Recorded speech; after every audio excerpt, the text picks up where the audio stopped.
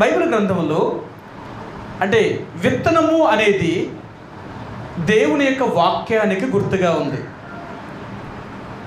ఈరోజు మనకెంతో సమృద్ధిగా వాక్యం దొరుకుతుంది. ఈరోజు మనకి వాక్యము, ఈ పంట అంటే దేవుని వాక్యం అనే పంట మనకు విస్తారంగా దొరుకుతుంది. ఎంత దొరుకుతుంది? మనం విసిపెక్కిపోతున్నాం. ఇప్పుడు మనకు ఇసుకొచ్చేస్తుంది అనమాట. వారానికి 3 సార్లు మందిరానికి వెళ్ళాలట, వారానికి 3 సార్లు దేవుడు వాక్యాన్ని వినాలట. ఎవడంటారంటే బాబు, ఇన్ని ఎవడంటాడు చెప్పండి? ఈ మాటలు, ఇన్ని మాటలు మనం వినగలమా? ఏంటి వారానికి 3 సార్లు దేవుడు మందిరానికి వెళ్ళి దేవుడు వాక్యాన్ని వినాలంటారా? వారానికి ఒకసారి చాలదంటారా? వారానికి ఒకరోజు చాలదండి. చాలామంది చూడండి, వాళ్ళకి బైబిల్ పఠనం కానీ ప్రార్థనా కూడిక కానీ ఉండదు. ఒకవేళ బైబిల్ పఠనం లేకపోయినా ప్రార్థనా కూడికైనా ఉండదు. ఏదో ఆదివారం వస్తారు, తర్వాత ఏదో వారంలో ఒక రోజు, ఏ శుక్రవారం